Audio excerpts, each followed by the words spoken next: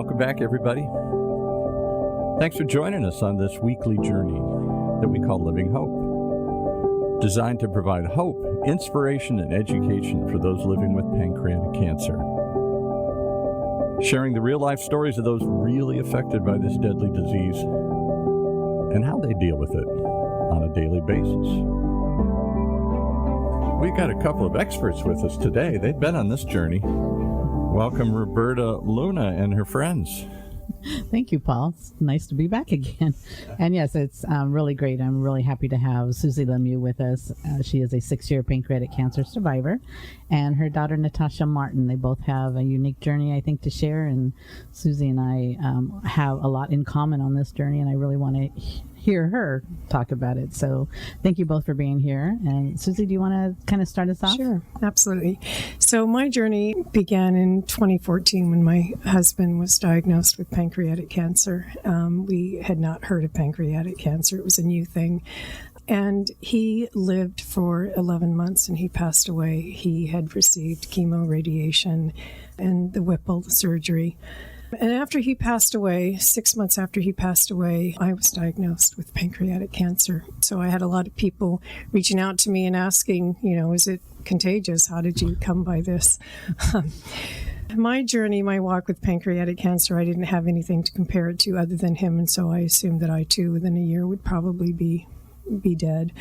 And my daughter, Natascha, who's here with me today, became my caregiver. And I moved from the state of Indiana, where my husband and I had lived, back to California. And I live with her now, and she became my caregiver.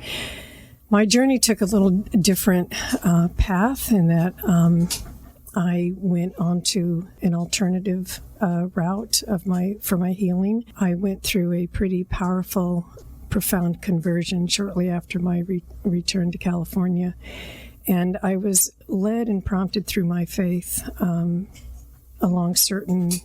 follow certain protocols. And right after that happened, there were people that came into my life. And one of the things that I was led to do was to listen to my daughter, that Natascha would be very, very involved in my healing journey. And she connected me with an integrative oncologist who believed in embracing alternative therapies. And so I began the journey of doing a lot of research, a lot of advocating for myself. I dug very deeply into epigenetics and nutrigenomics and the microbiome.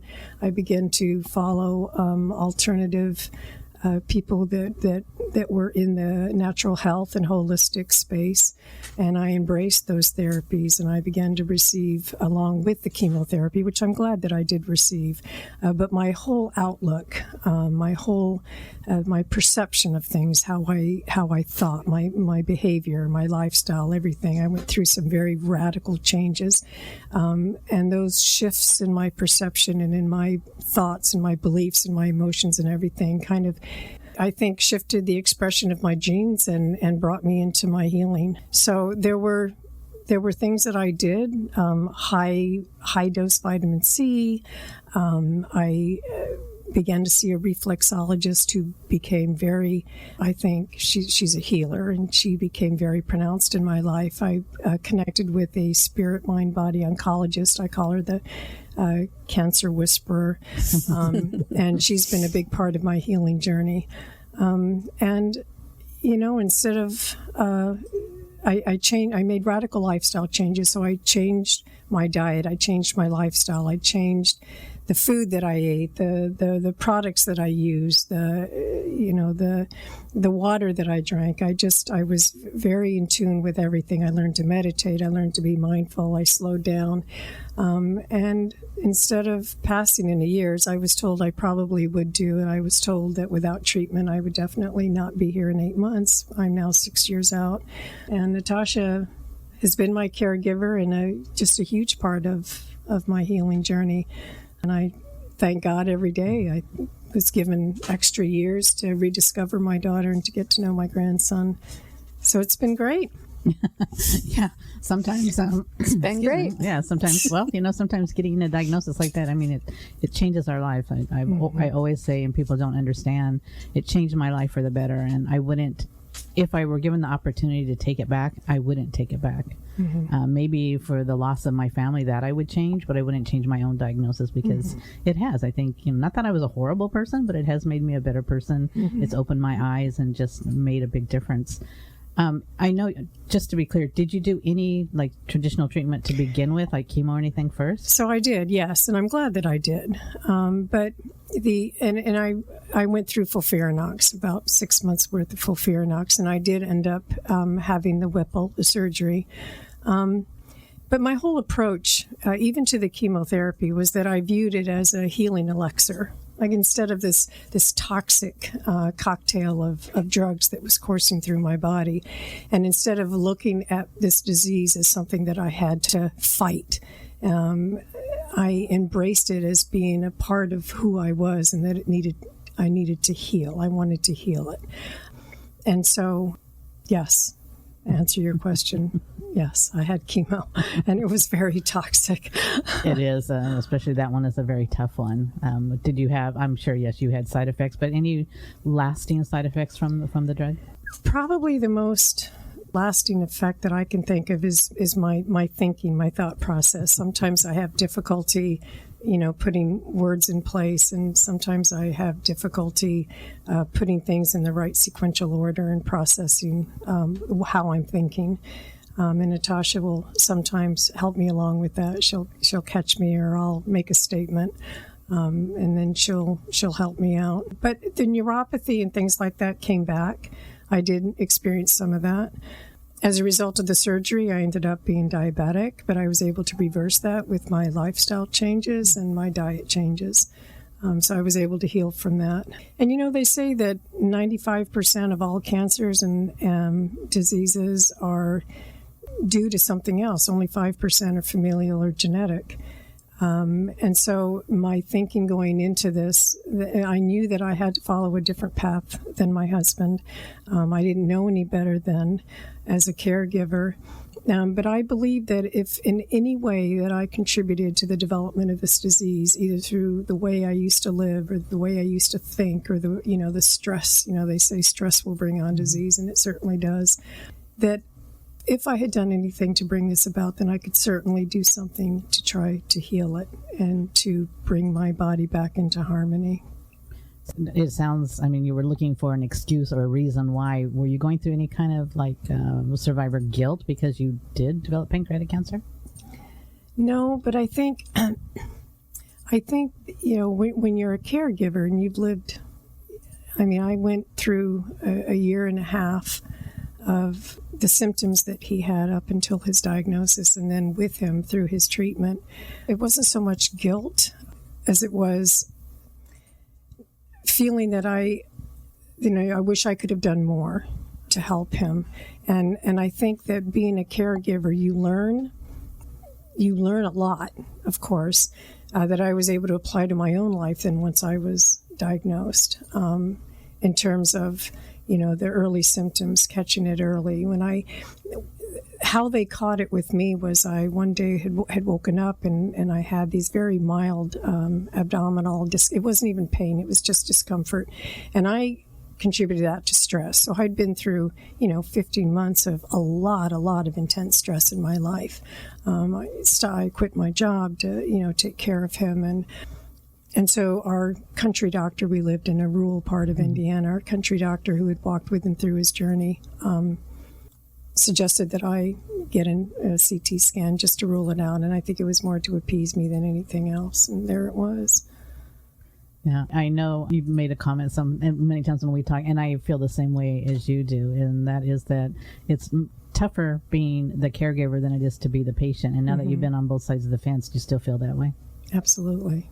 Yeah, because you feel helpless. You see somebody that you love go through pain. Disease is, especially pancreatic cancer, is complicated. It's painful and it's scary.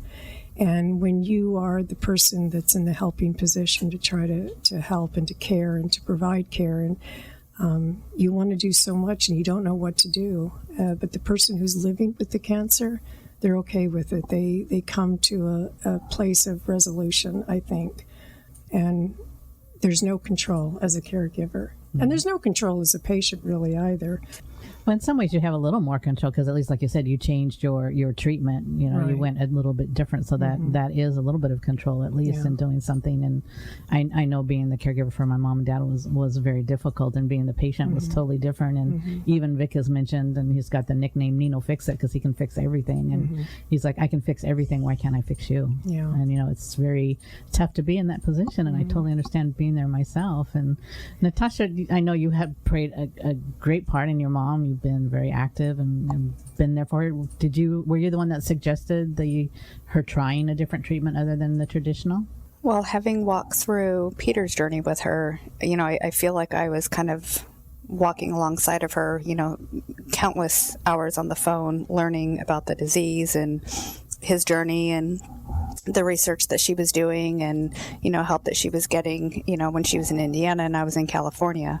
And so when she had her diagnosis and then I was kind of in the shoes that she had been in with her husband, I felt like, okay, now's the time to level up. You know, like obviously everything we learned was good, but we need to level up now and figure out like what more can we do. And I had been given a book a while back, The Truth About Cancer, and it was just kind of laying around the house, and I had mentioned it to her and said, hey, here's some additional research and reading we can do, and I think that's really what opened the door to her. To some of that, but also I had been reading through it and discovering some things and doing a lot of my own research. And as she said, her oncologist is amazing and he is integrative and he does believe in integrative therapies. And so every little bit of research that I would do and run by her, she would say, yeah, let's ask him about that. And so, you know, the next 8-hour day in the chemo infusion room, we would have a list of questions and different ideas and different therapies and, you know, what are your thoughts on this and why?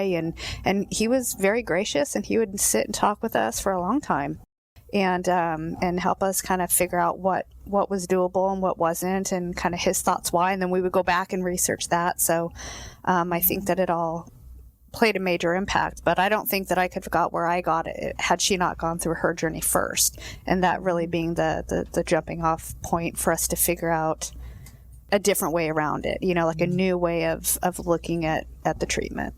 And it's hard to find. I mean, I've been lucky as well as my doctor is, you know, he's traditional, but he also, when he knew what I wanted to do, has been very agreeable and worked with my holistic doctor as well, so that we're kind of on the same page. The supportive team. Yeah. So, and I think that is what's changed, because when I made my changes back in 2018, in October, so my last chemo was in December of 2018. Tumor's still there, but it's not doing anything, and that's fine. And that's because I'm not as dedicated as your mom, but I would love to be. But I think those small changes that I made, you know, really did help. But can you dive in a little deeper to the changes that you made and what you did? You know, I believe, okay, so 6 years ago, I did not believe this, but through this 6-year journey, and I'm still learning, is that I believe that the human body is capable of miraculous things. And I believe that the human body is a intelligent system that's so deeply connected to our minds and to the world around us, and that we were brilliantly designed to self-regulate and to heal. And through the work and the research, and I mean, I listened to documentaries and I bought books and I read peer-reviewed articles and I dug deeply into epigenetics and nutrigenomics, which is just the study of how does food and the food constituents, things that we put in our body, affect the expression of our genes. How does our thoughts, our emotions, our beliefs, how can that create changes to so that in our gene expression, so that just because your parent might have Alzheimer's or you came from a mother who had diabetes or heart disease doesn't necessarily follow that you're going to develop those things. And the older, I think, way of thinking is that, yes, you know, if your parent had Alzheimer's, the chances are that you're going to develop it as well. I no longer believe that. I think that we have a lot more control by the things that we do, and by what we eat, by what we drink, by the products we use, as I said earlier. I just think that our mind is a very, very powerful thing. It's a powerful tool that we don't fully access. I learned to meditate. I learned to be mindful. I learned to forgive. I learned to find joy in my life. I learned to love. I learned to be kind. I fill every day with that. I start every day with a heart of gratitude. I had to learn to forgive a lot of people and ask for forgiveness too. And so there are protocols that I put in place that began my journey down the holistic health route and healing. And I felt very led to that. And there were people that were put in my life that I think were put there on purpose. I don't think anything is by accident. And, you know, I've gotten to a point now where every day is a good day to die.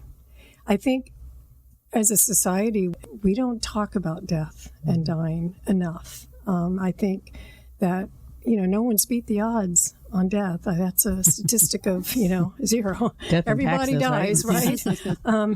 Everybody dies. But I learned to be okay with that, and I learned to meditate and to prepare myself every day for anything that could happen, and believe, using my mind, that I could get through anything. You know, if you change your perception about things, you can support and change your life and your health in ways that, I mean, unless you believe that, in ways that are miraculous and that are powerful.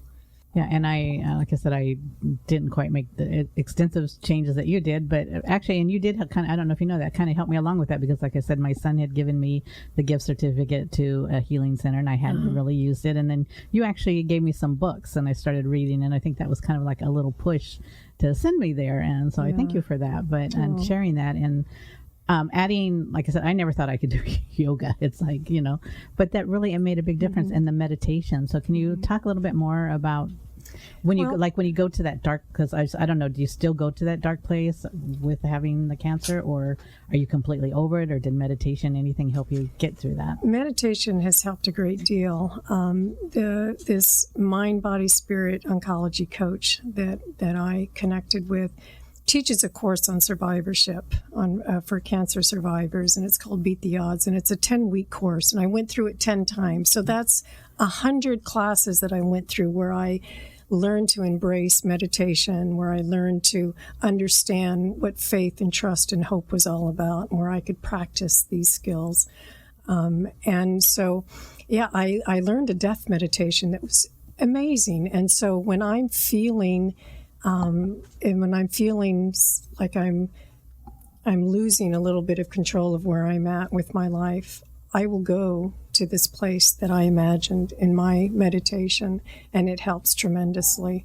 Meditation is a very powerful tool. Does that answer your question? I just didn't want to interrupt. Like I said, I'm so interested and really entranced by what you're saying. And so, Natascha, did you make the same changes, or were you already living pretty much healthy before Mom came? Oh, you got that smile. I don't know. Well, a little bit of both. You know, I was definitely probably healthier before she got sick. You know, stress does things to a person.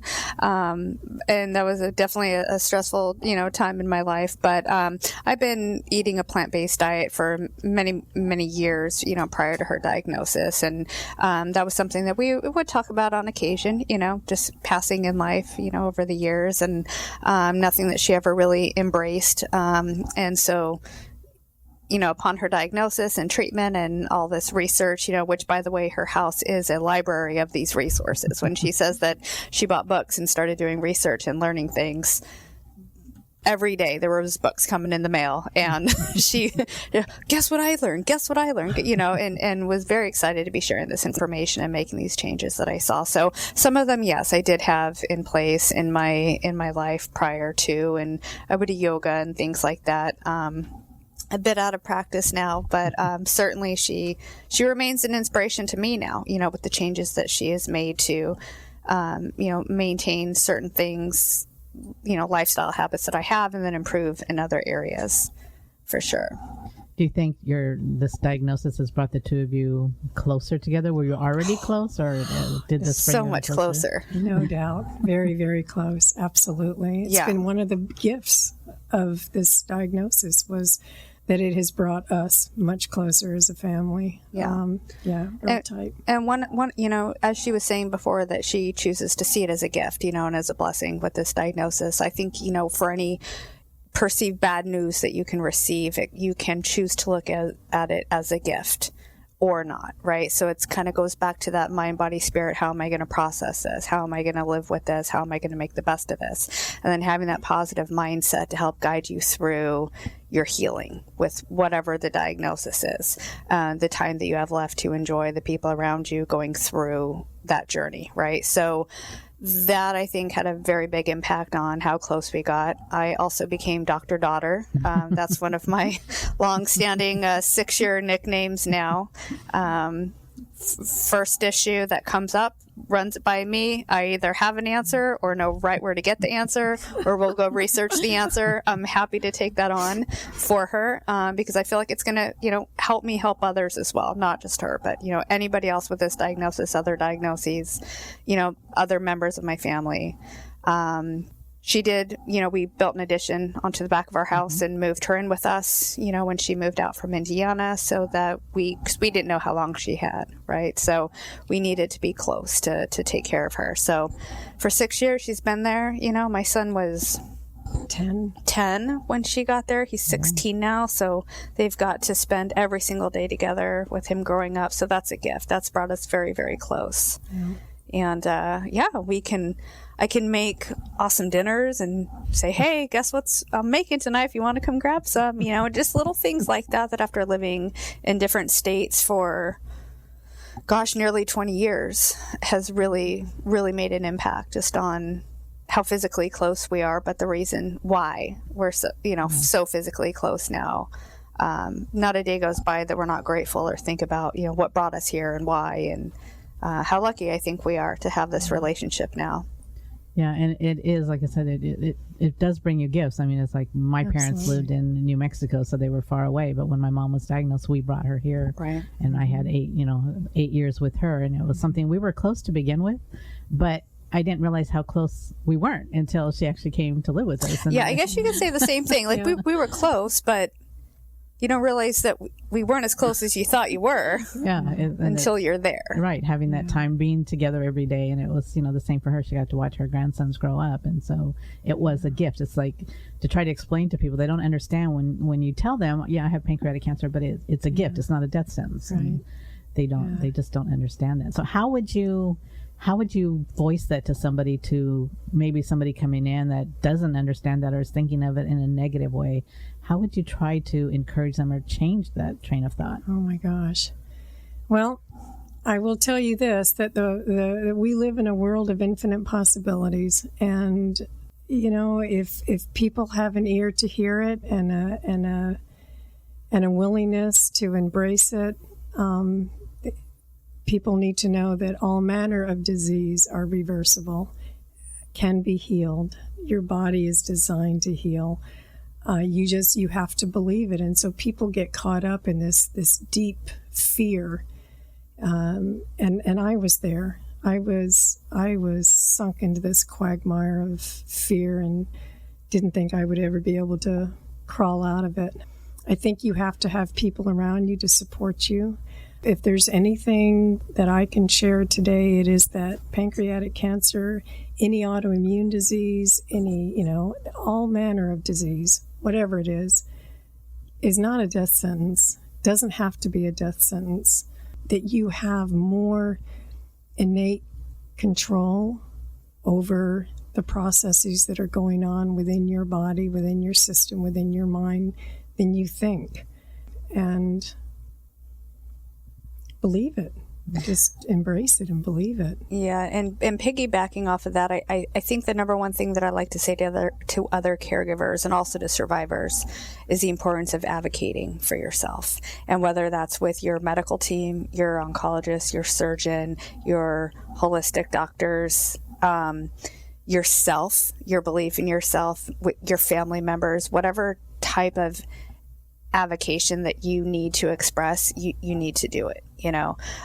I've definitely experienced a handful of folks that are stuck in that fear and feel alone. And through continual coaching of advocating for yourself, they've come out of it. And I've seen them come out of it, and I've seen them feel more positive interacting with their teams, more positive in interacting with their family members.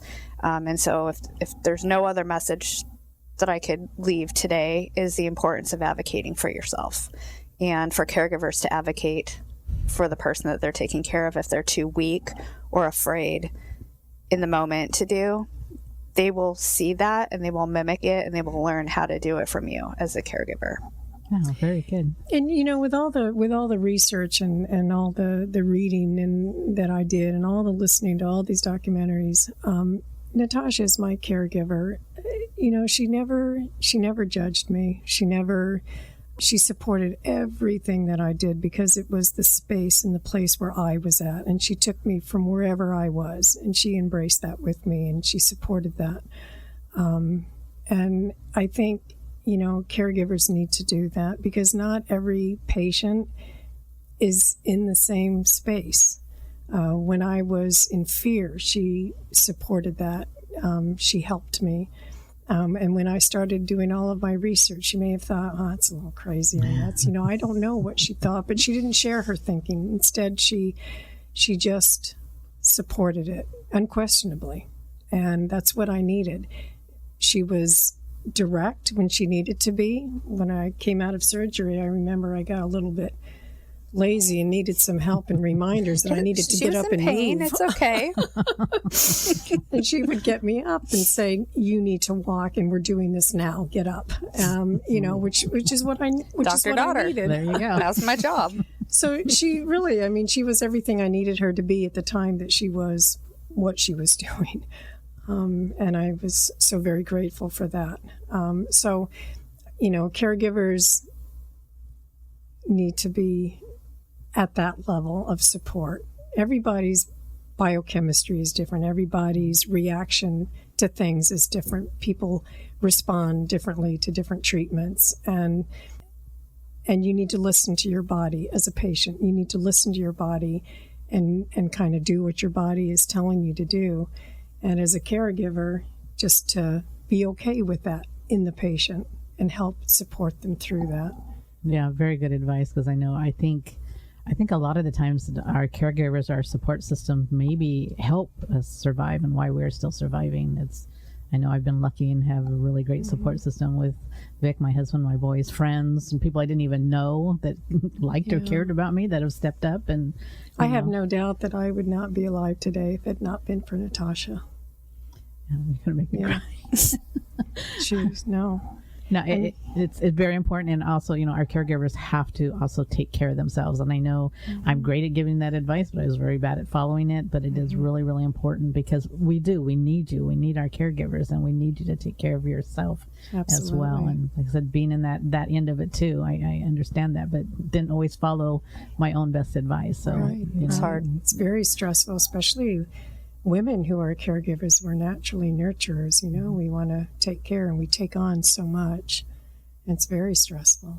Somebody who wants to look into an alternative method, how do they go about it? Because there's so many weirdos out there. There's a lot of be careful. quacks. So there you go. I was trying to think of the word. I have problems like your mom with words sometimes, and weirdos is the only thing that popped up. But no, but there's just so much conflicting information out on the internet. This is true. I think you hear a bit of information, and then you just need to research it out. And you need to research it and research it and research it until it resonates with you and at a gut level. So people will say, my gut instinct, or, I was intuitively, blah, blah, blah. I call it the spirit. Whatever it is that leads you, that guides you, and what resonates with you.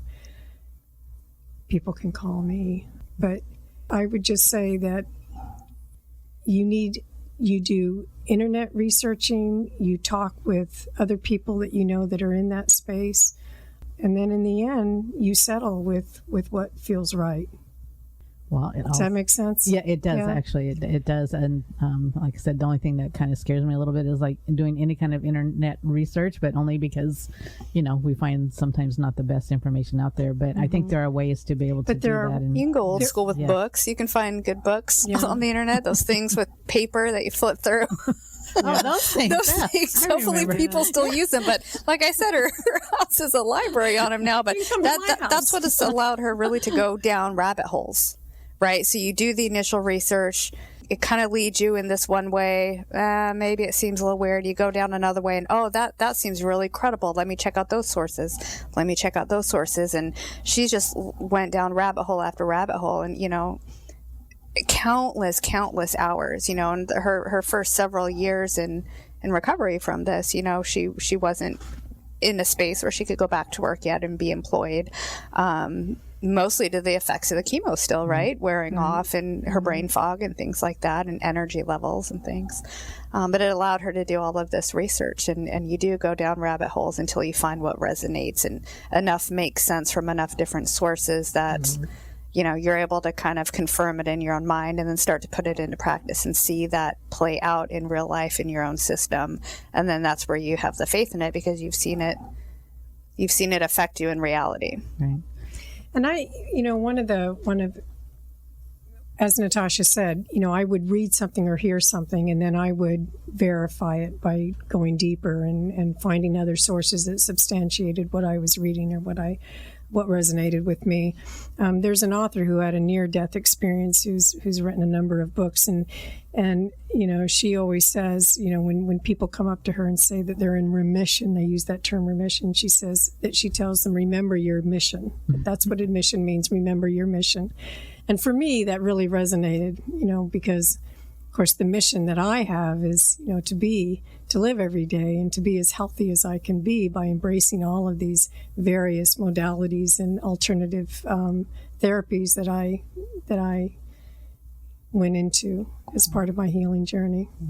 Well, it's you've had a wonderful journey, and it's been very interesting, and I'm actually getting a lot of messages here, so we have to actually have you come back sometime so we can dive more deeply into your alternative way of life, and I would really hope you could share. I know it's difficult because you are working, which I think is really great, so it shows, that there is, there is an end to the light, right? You're there and you're working and living a very normal, healthy life, and I'm very honored and privileged to know you and to love you both, and thank you for coming and being Thanks here. for having us. Thank you very much for having us. Thank you. It's been a joy. Thank you. As long as you speak my name, I shall live forever. Today's episode is dedicated to Peter Lemieux. So thank you. I just screwed up his last name, didn't I? No, it was good. Peter Lemieux. You said it right. That's right. I'm thinking the way you taught me to say it was Pepe Le Pew. That's right, Pepe Le Pew. So, I'm sorry. So we're dedicating today to Peter. And thank you both for being here and talking and being honest. And I really do want to have you back because I'm getting text messages here. So we would be happy to come back. Great. Thank you so much. Thank you.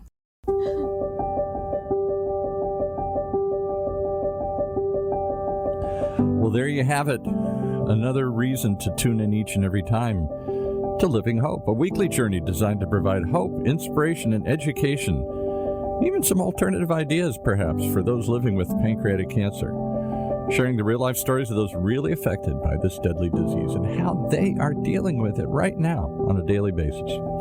If you'd like to share your story, please contact us here at the station, OC Talk Radio. Reach out to Roberta through social media. And if you or anyone you needs help right now, we list them all the time. Hirschberg Center, Pancreatic Cancer Action Network. That one's the one we know most closely here in Orange County. 877, the number 2, PANCAN. For the Pancreatic Cancer Action Network and for the OC Talk Radio Network, this is Paul Roberts thanking you for listening, hoping you'll share this, and hope you tune in for a little inspiration and hope right here as we stream live from the University of California, Irvine's Beale Applied Innovation Center.